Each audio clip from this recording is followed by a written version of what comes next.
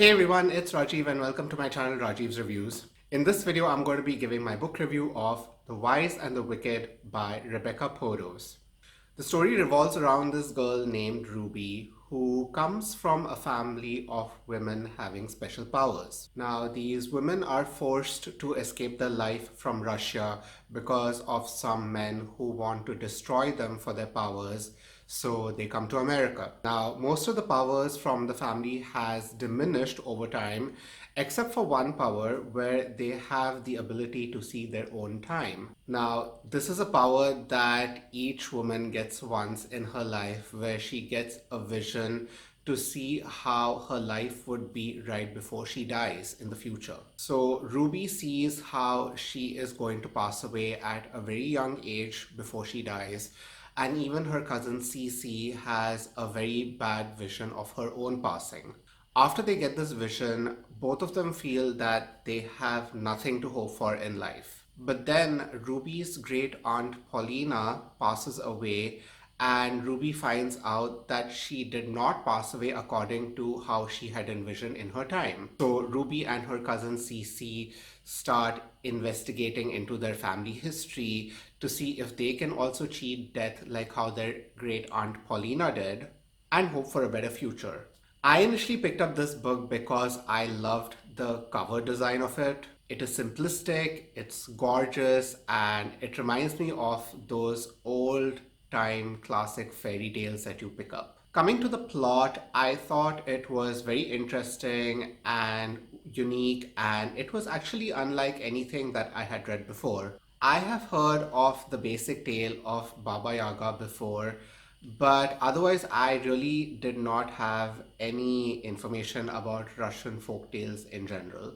So, the first thing I really liked about this book was that it got me interested in reading more about Russian folktales and about their history. The second thing that I liked about this book was that it focused more on family and how they protect each other from the secrets that they keep, instead of focusing on the normal teenage love, angst, and romance. The author has also somewhat realistically shown all the problems and hardships that Ruby faces with her family, but she still loves them at the same time and wants to protect them.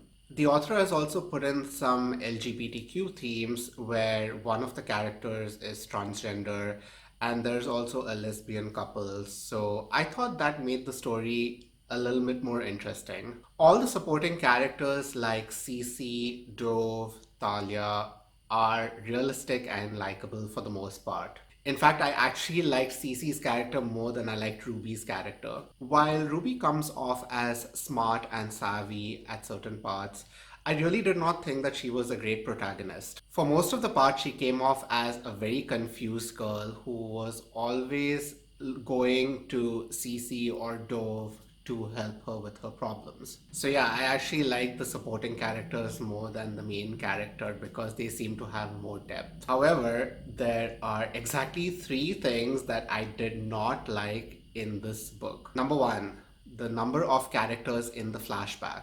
There are just too many characters mentioned in the flashback stories, and I got very confused as to who each one of them was. The author could have just stuck to three main characters for the flashback, like Paulina, Evelyn, and Annie. But then you have characters like Vladlina, Galina, Vera, and Fissa, and other characters. And their names also sound so much alike, so I had to keep going back to recollect as to who each one of them was and how they were connected. Number two, there are just too many sub-stories within the plot told in the flashbacks, which is completely unnecessary. I mean, you can say this is still okay if the second sub-story is somewhat connected to the main plot, right? Well, a few of them are, but then you have these stories which just disconnect from the plot, like the podcast that Ruby listens to. You also have a flashback about Dove's life and his childhood,